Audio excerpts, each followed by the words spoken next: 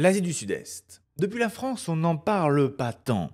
Pourtant, c'est une région du monde en pleine expansion, à la fois démographique, économique et énergétique. Alors, devant des besoins toujours de plus en plus grands, comment cette région du monde essaie-t-elle d'y répondre? Aujourd'hui, je vous propose d'aller explorer un peu plus en profondeur comment évolue le mix électrique dans cette région du monde.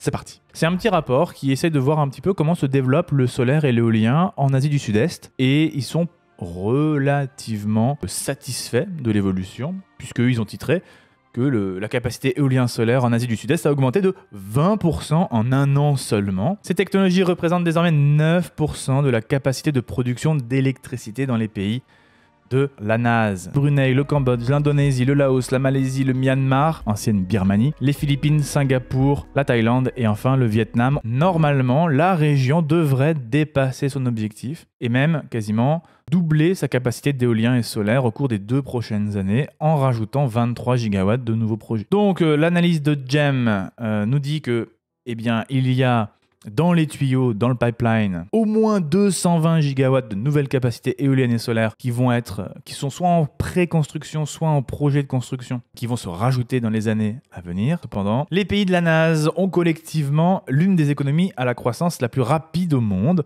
et ont connu récemment une croissance très rapide de la demande d'électricité de 22% par an entre 2015 et 2021. Ça veut dire que ça rajoute un petit côté de subtilité à tout ça, qui est que comme leur économie explose et que leur demande en électricité explose, il faut avoir recours de plus en plus aux énergies fossiles. Il faut du gaz et du charbon supplémentaires pour suivre la cadence de la croissance économique. Alors que les énergies renouvelables ont le potentiel de tempérer la croissance de la demande en combustibles fossiles, forcément, quand tu mets de l'éolien et du solaire, tu mets moins de gaz et de charbon, c'est clair. Tout de même, l'expansion de l'énergie de l'éolien et du solaire se heurte à des obstacles réglementaires et parfois à un manque de soutien politique.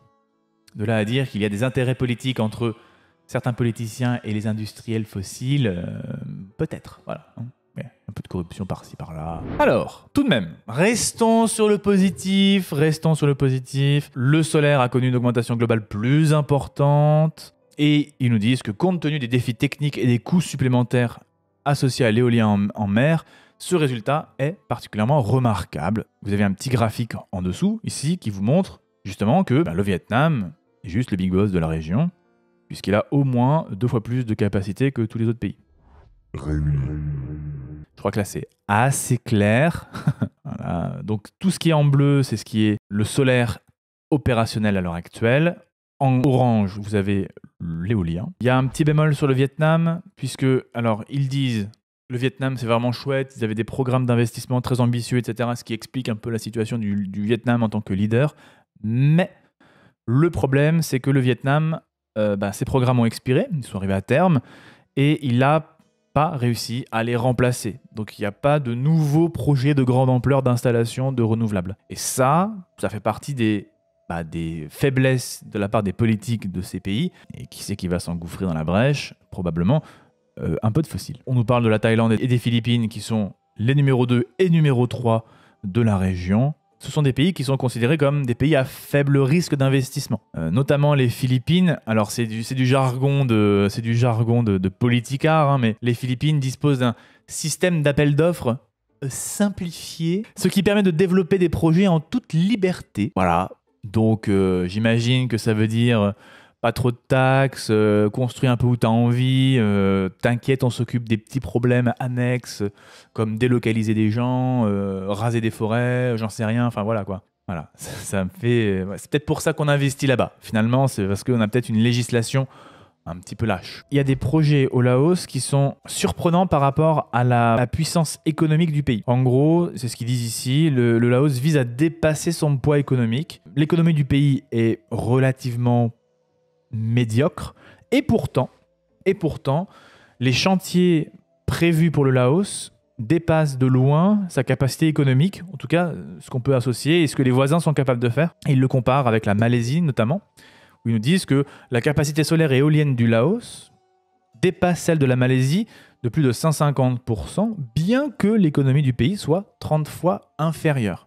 Petit mais bien brave en ce qui concerne les projets déploiement solaire et éolien. Mais la partie qui m'a particulièrement interpellé, c'est bien évidemment les fossiles, tout de même, la part d'ombre de tout ça. Pour l'instant, les combustibles fossiles restent très bien ancrés dans la région. C'est la source d'énergie principale du coin, hein, pétrole, gaz et charbon. Les trois sont dominantes dans l'Asie du Sud-Est, évidemment. Et il y a même une guerre entre le fossile et le renouvelable. Le gaz, le charbon représentent chacun environ 30% de la capacité installée totale des pays. Et la capacité de production d'électricité à partir du charbon a connu un taux de croissance annuel de 7% depuis 2017.